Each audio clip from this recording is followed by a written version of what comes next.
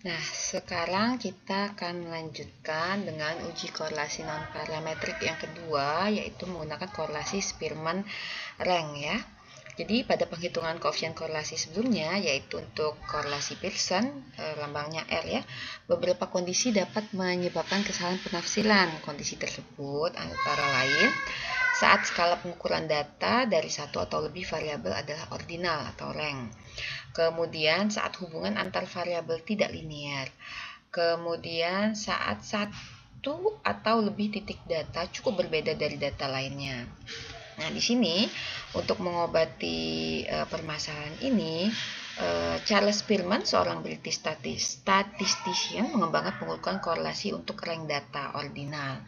Nah, selain itu juga koefisien korelasi ini juga dapat digunakan pada kondisi 2 dan 3 di atas. Nah, ini saat dia hubungan antar variabelnya tidak linear, lalu saat satu atau lebih titik data itu cukup berbeda. Jadi cukup berbeda itu sangat mencolok ya dari data lainnya. Kalau untuk yang Pearson kan dia tidak mungkin digunakan untuk ordinal ini. Kemudian dia akan ada salah penafsiran kalau misalnya kita menggunakan atau akan ada kesalahan penafsiran ketika data kita seperti ini. Nah, si Spearman rank bisa untuk ketiga masalah ini. Nah, di sini kita lihat rumus dan interpretasinya ya. Jadi korelasi Spearman itu tidak menggunakan data aktual dari variabel yang diteliti, namun menggunakan rank sampel data dan mengukur korelasi berdasarkan rank value tersebut. Jadi dari data aktualnya ditransformasi dulu menjadi data ordinal, jadi di ranking terlebih dahulu. Nah, sebenarnya untuk korelasi Spearman ini dia memiliki karakter seperti korelasi Pearson, yaitu range-nya itu antara -1 sampai 1. Nah, nilai kekuatan dan arahnya juga sama seperti korelasi Pearson. Jadi, semakin mendekati -1 atau semakin mendekati 1, korelasinya semakin kuat. Kalau korelasinya positif berarti arahnya juga positif. Kalau nilai korelasinya negatif berarti arahnya juga negatif. Nah, kemudian ini adalah rumus atau formula untuk menghitung Spearman correlation. Jadi lambangnya itu R, ini correlation. Ini untuk Spearman ada subscript S di sini ya, Spearman, korelasi Spearman. Rumusnya adalah 1 dikurangi 6 dikali jumlah D kuadrat dibagi N dikali N kuadrat minus 1. Nah, 6 ini sudah formula ya, jadi tidak perlu diubah-ubah lagi, sudah pakemnya. Nah, D itu apa sih di sini? D itu adalah difference, perbedaan antar rank.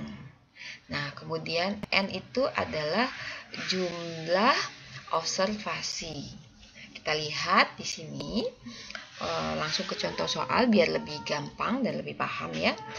Nah, recent study, jadi studi terakhir ya, yang fokus kepada hubungan antara umur dari online shopper dan jumlah menit yang dihabiskan untuk browsing di internet. Dia melihat nih ada nggak sih hubungan antara umur dan waktu yang dihabiskan selama kita umur dari online shopper dengan waktu yang dihabiskan untuk browsing di internet.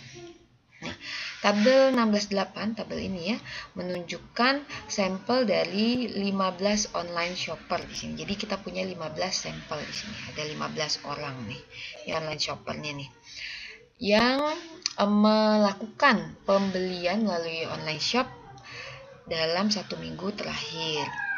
Nah, ini juga ada data tentang umur, kemudian waktu yang mereka habiskan di internet dalam 1 minggu kemarin.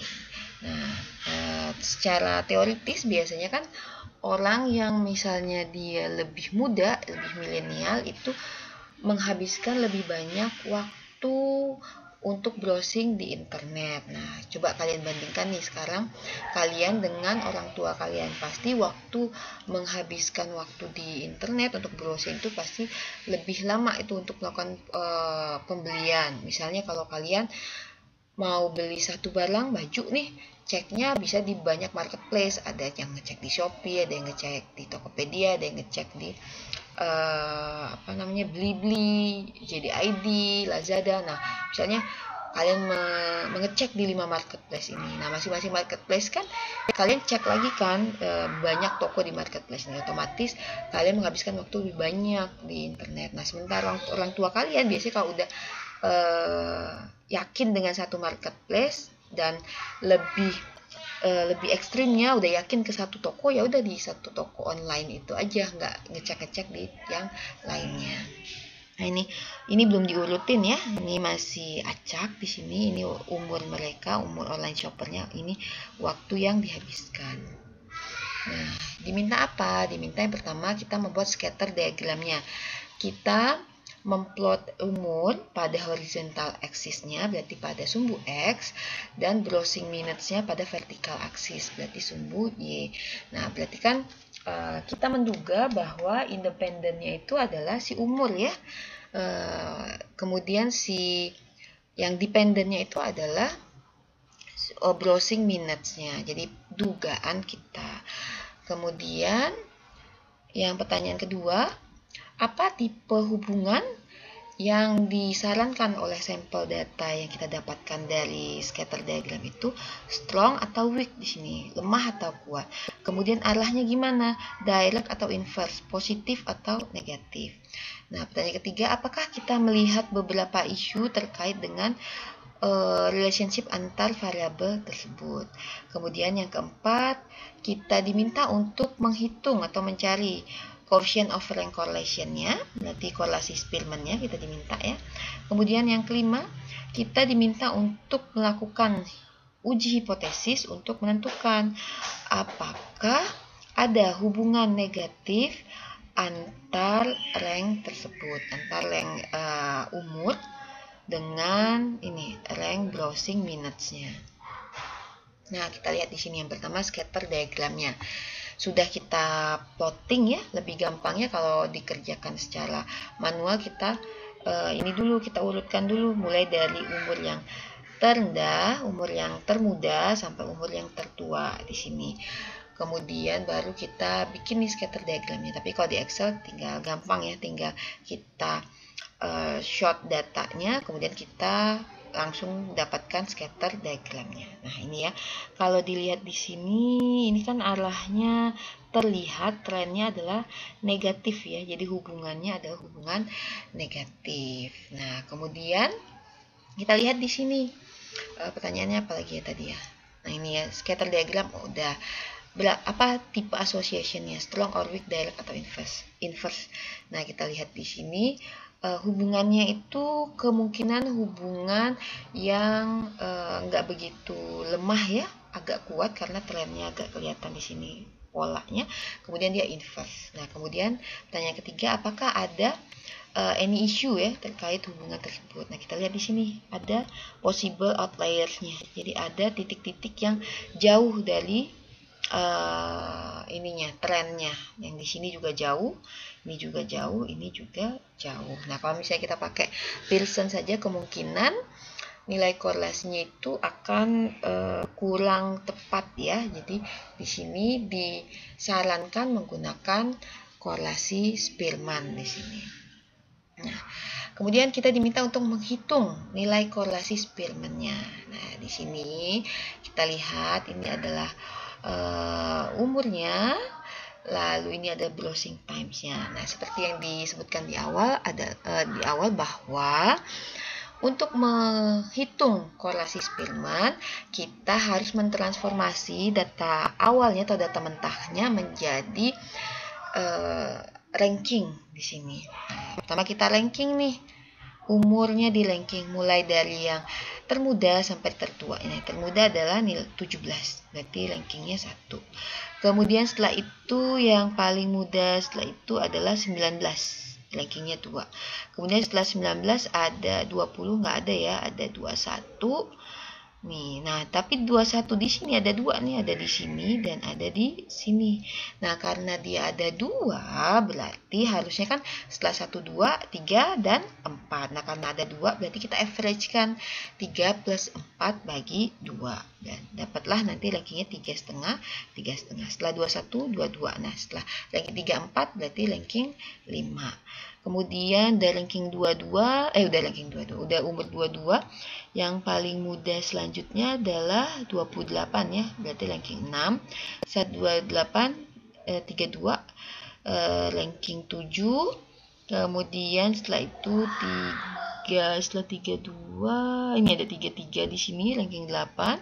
Kemudian setelah itu 38, ranking 9. Setelah 38 ada lagi 44, ranking 10. Kemudian 45, ranking 11.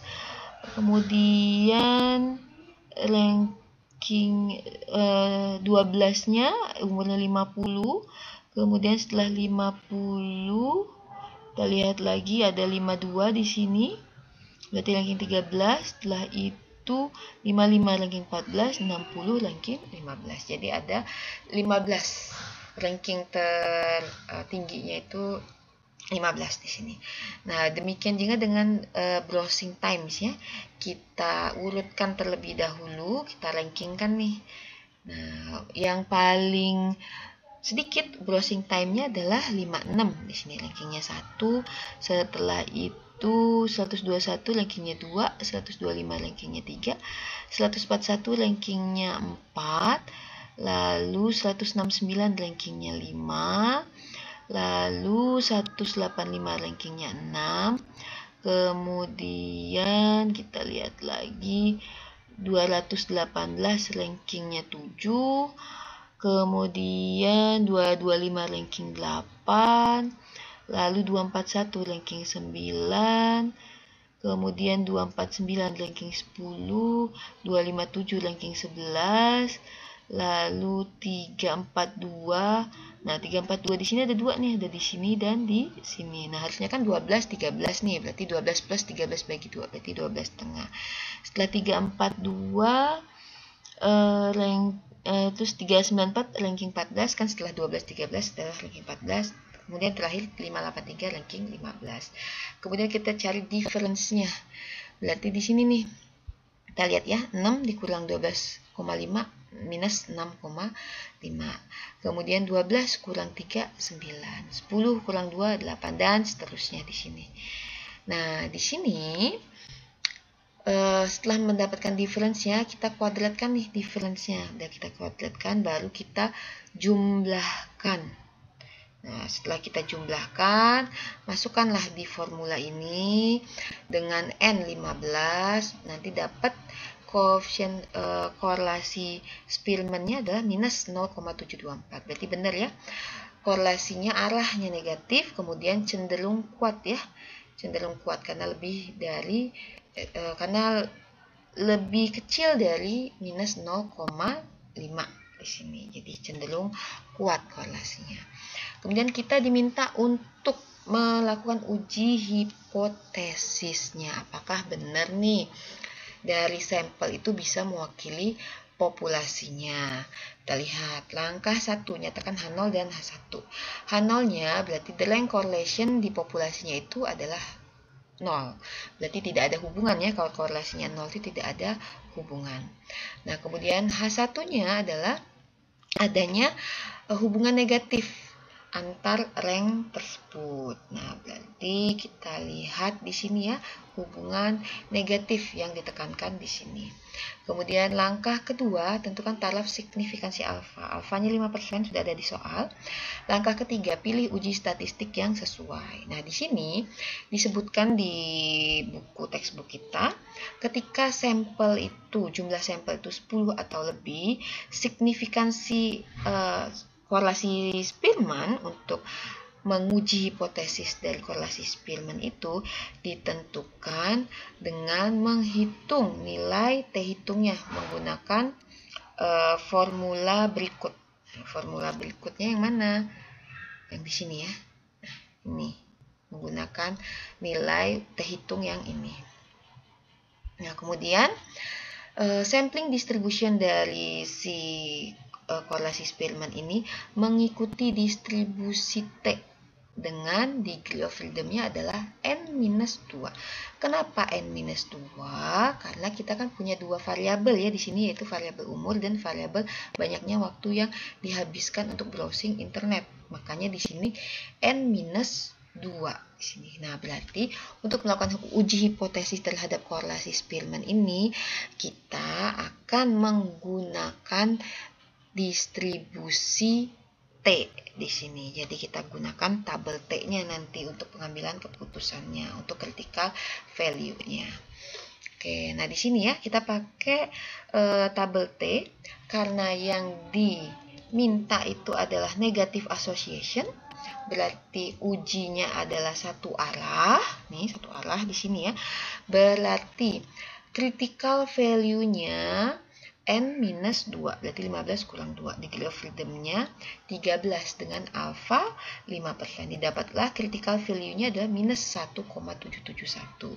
Berarti tolak H0 ketika T hitungnya kurang dari minus 1,771. Ini adalah rejection region-nya atau rejection area-nya. Kalau lebih dari minus 1,771, berarti kita gagal menolak H0. Langkah kelima, cari nilai statistik hitung dan pengambilan keputusan. Nah, ini ya, kita gunakan formula ini untuk menguji korelasi Spearman di sini. Nah, kita kan udah dapat nih nilai RS-nya tadi. Kemudian N-nya juga sudah dapat. Berarti kita bisa gunakan untuk menghitung berapa sih T hitungnya. Dapatlah T hitungnya adalah minus 3,784. Minus 3,784 ini nilainya kurang dari minus 1,771 critical value kita. Berarti keputusan kita karena masuk di rejection region-nya berarti tolak H0. Berarti apa interpretasinya? Bacalah H1-nya. Cukup bukti untuk menyatakan ada hubungan negatif antara umur dari online shopper dengan waktu yang dihabiskan untuk browsing internet. Jadi untuk mengetahui korelasinya kita pakai korelasi Spearman. Kalau mau menghitung korelasi Spearman itu kita harus transformasi datanya menjadi data ordinal atau kita ranking terlebih dahulu. Nah, untuk menguji gagal atau untuk menguji tolak atau gagal menolak hipotesis, kita gunakan distribusi T di sini. Kemudian kita cari T hitungnya. Kemudian critical value-nya kita juga cari dari tabel T di sini dengan catatan bahwa jumlah sampel kita lebih dari 10. Nah, itu adalah cara untuk melakukan uji korelasi non-parametrik menggunakan Spearman. Oh, ini salah ya, bukan chi-square. Ini harusnya Spearman rank. Ini juga ya, nanti saya perbaiki ya. Ini Spearman rank, ini juga Spearman rank. Kalau chi-square kan dia pakai chi-square sendiri. Oke, itu saja materi mengenai korelasi non-parametrik menggunakan chi-square maupun menggunakan Spearman. Jika ada yang tidak jelas, bisa langsung ditanyakan kepada saya. Saya ucapkan terima kasih. Assalamualaikum warahmatullahi wabarakatuh.